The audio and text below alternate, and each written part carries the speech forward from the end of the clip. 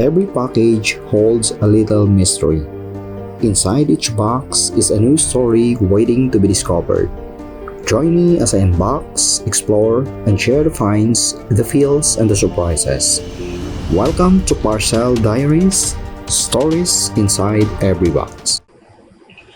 Good day mga ka-online shopper! Welcome to Parcel Diaries. For today's video, aalamin natin kung ano ang pagkakaiba nung balot na nabibili sa Shopee at nung balot na gabi-gabing nilalako sa kalye o yung traditional balot. So I have two traditional balots here. Both are fertilized for 18 days.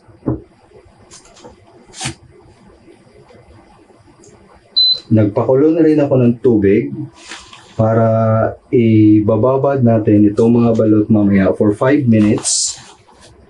So, i-unbox muna natin itong balot na nabili ko sa Shopee.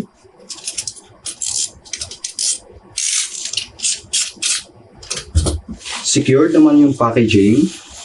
Naka-fragile packaging tape.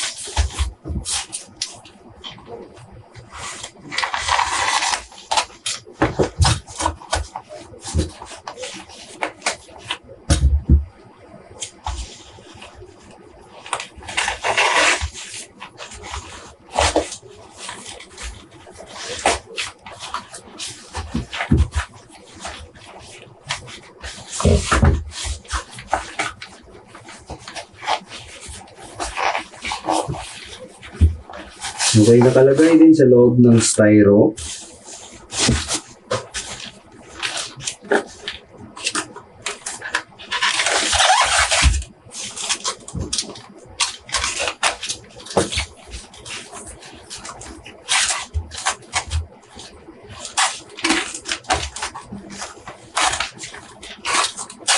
Bale, I ordered 10 pieces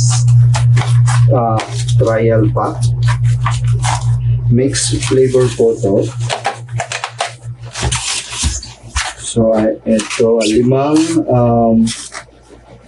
spicy at 5 spices flavor. Check natin kung may basag. Okay, wala namang basag. Yung expiration niya until July 6, manufactured January 6, expiration July 6. So check natin yung iba.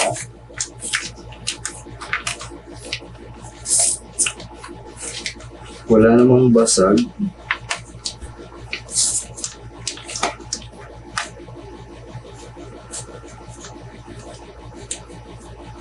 So, itong green, ito yung 5 spice flavor. Itong pula, ito yung spicy flavor. So far, wala namang basag.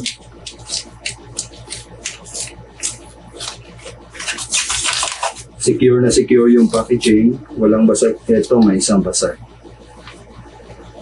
May isang basag, pero okay lang. Ito, may isang basag.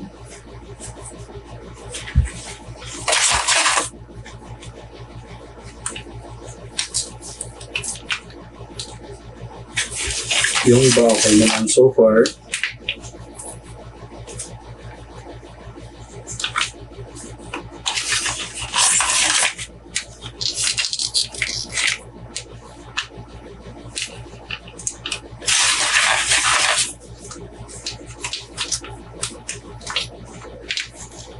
Nabili ko pala to sa halagang 206 pesos. Kasama na yung voucher at free yung shipping.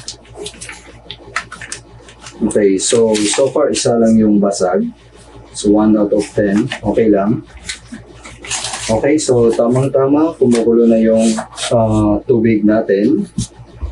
Ibababad ko muna to sa kumukulong tubig for 5 minutes.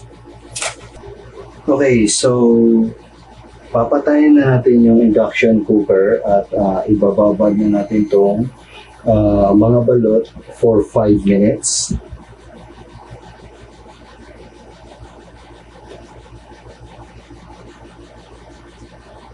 So, ito yung dalawang traditional balot.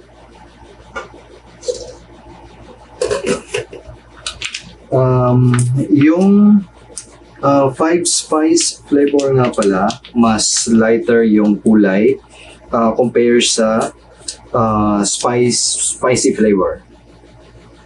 Okay. So, yun yung palatandaan natin.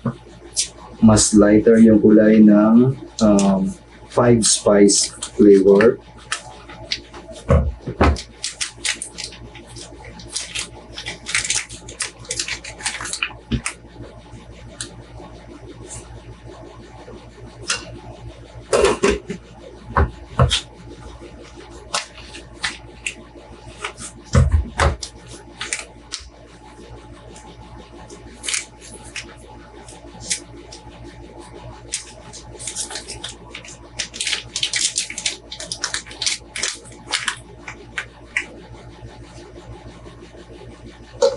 Okay, so ikakat ko muna itong video.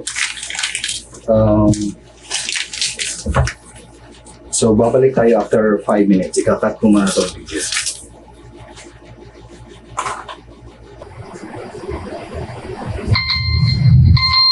Okay, so after 5 minutes, bubuksan na natin itong mga balot. Okay, uunahin natin siguro itong spicy flavor. So, ito yung mas darker ang color. Okay. So, again, unahin muna natin itong spicy flavor from Shopee.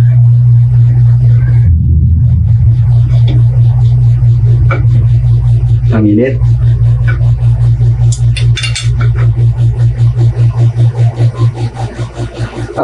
Palalamigin ko muna siguro to ng mga 2 to 3 minutes. Ang init kasi. So, ikakat ko muna tong video. Okay, so after 3 minutes, pwede na ulit siyang hawakan. So, i-open na natin. Unahin natin tong spicy flavor from Shopee.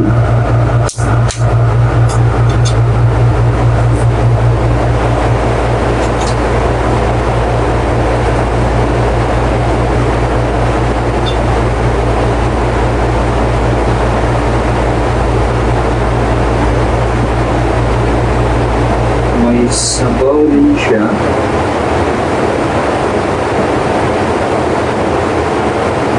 Spicy nga. Mahal.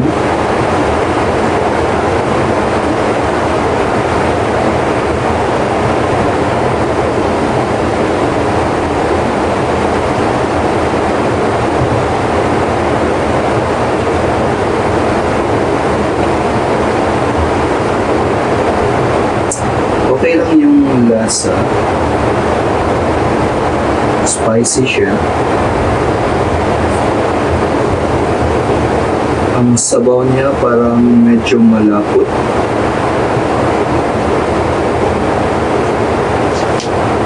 July 6 pa naman ang expiration nito. April pa lang ngayon. So, ganito lang siguro talaga yung sabaw niya.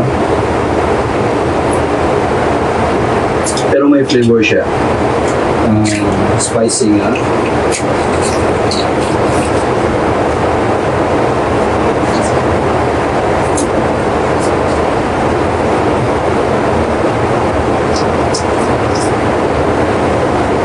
Ang lakas ng ulan sa labas. So ito yung spicy balot from Shopee.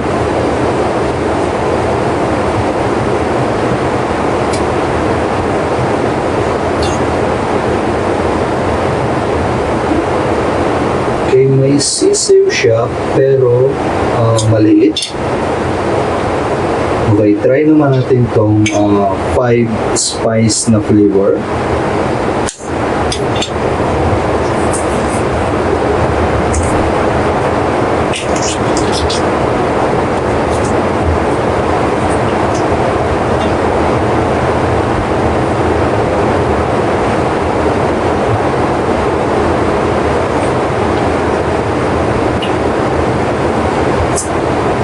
Flavor din yung sabaw.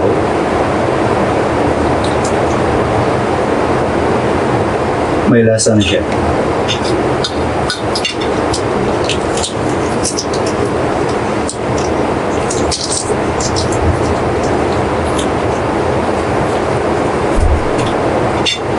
Okay, so ito yung 5 spice flavor. Pareho naman silang masarap. Medyo spicy lang tong spicy flavor. Check natin kung may sisiw. So may sisiw siya, maliit. I-open naman natin tong traditional balot.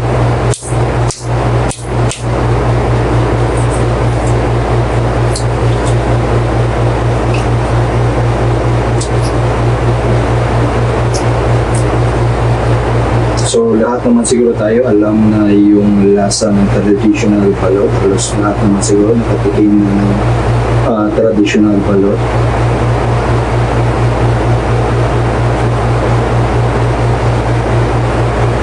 Honest review, mas masarap pa rin yung lasa ng traditional balot.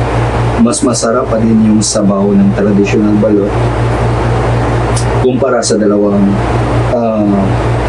balot from Shopee.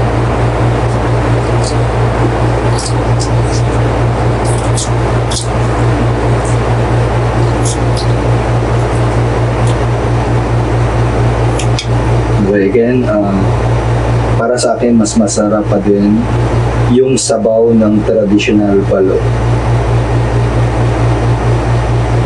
Okay, mas malaki yung sisiw ng traditional balot kumpara sa balot na nabibili sa Shopee. Buksan na rin natin itong isang traditional balot.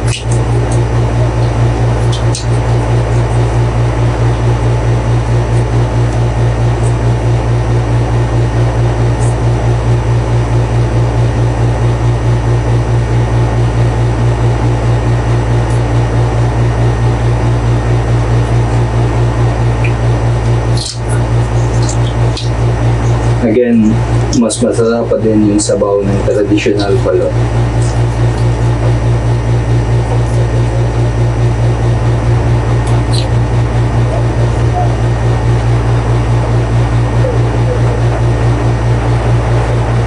Okay, so ang unang pagkakaiba nila, yung balot sa Shopee, maliit yung sisiw, mas maliit din siya. Yung laman mas maliit kumpara sa traditional balot. Pareho silang balot sa puti. Pero itong traditional balot, fertilize ito for 18 days. While itong sa Shopee, fertilize only for 13 days. Although, makakabili ka naman ng traditional balot na may maliit na sisiw, piliin nyo lang yung 16 days. Tikman naman natin ngayon itong spicy balot from Shopee.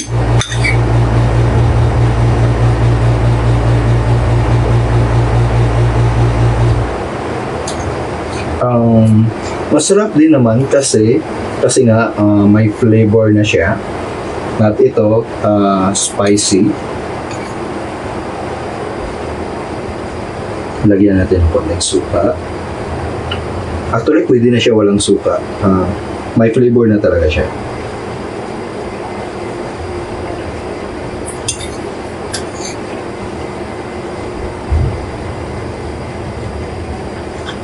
Okay. Try naman natin tong 5 spice flavor.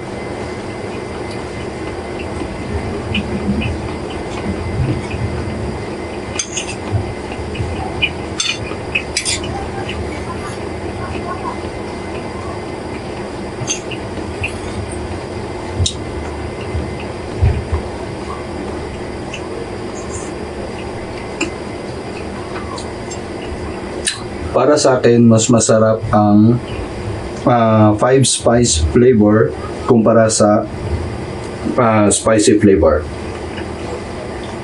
Yun nga lang, spicy to. Kaya sa mga mahilig sa maanghang, mas okay to para sa inyo siguro. Pero para sa akin, mas okay ang lasa ng 5 spice flavor. Okay, so again, lahat naman siguro nakatikim na ng lasa ng traditional balot.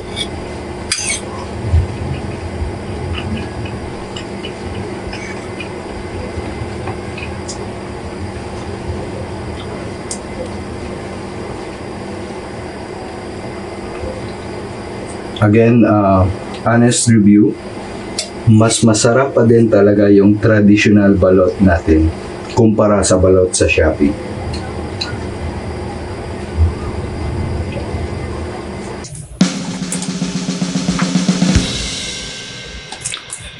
Online balot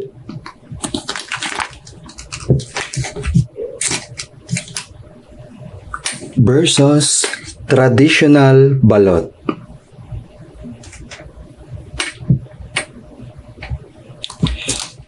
Pareho silang balot sa puti. Ang online balot ay 13 days lang na fertilize, so halos wala siyang sisiw. Ang traditional balot naman ay 18 days na fertilize, kaya halos buo na yung sisiw. Pero may available ding 16 days traditional balot na maliit o halos wala ring sisiw. Ang online balot ay meron ng flavor at masarap din yung flavor, lalo na yung 5 spice. Ang traditional balot ay natural lang yung flavor, minsan nga ay mapait pa, pero gustong-gusto nating mga Pilipino ang lasa nito. Panalong-panalo din yung sarap ng libreng maanghang na suka ni Manong Mambabalot. Ang online balot ay hindi readily available. Kung dito sa Mindanao, aabot pa ng 1 linggo bago ma-deliver. While ang traditional balot ay mabibili gabi-gabi, minsan nga hapon pa lang ay may nagtitinda na nito. 6 months ang expiration ng online balot. Ang traditional balot naman ay tumatagal lamang ng 1 or 2 days, although aabot ito ng 5 to 7 days bago mapanis as long as nakalagay sa ref. Mas mura ang online balot. Nabili ko to sa halagang 206 pesos for 10 pieces, kasama na yung shipping fee. So basically 21 pesos each. Ang average na halaga ng traditional balot dito sa amin ay 25 pesos each. Lastly, mas fresh ang traditional balot kumpara sa online balot. So, for my final verdict sa comparison na to, para sa akin, mas panalo itong traditional balot. Kayo, mga ka-online shoppers, comment down below kung team online balot kayo or team traditional balot. Salamat sa panonood sa video ito.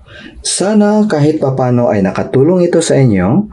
At kung nagustuhan nyo ito, please hit the like button and don't forget to subscribe and hit the notification bell icon as well para updated kayo sa susunod ko pang mga video.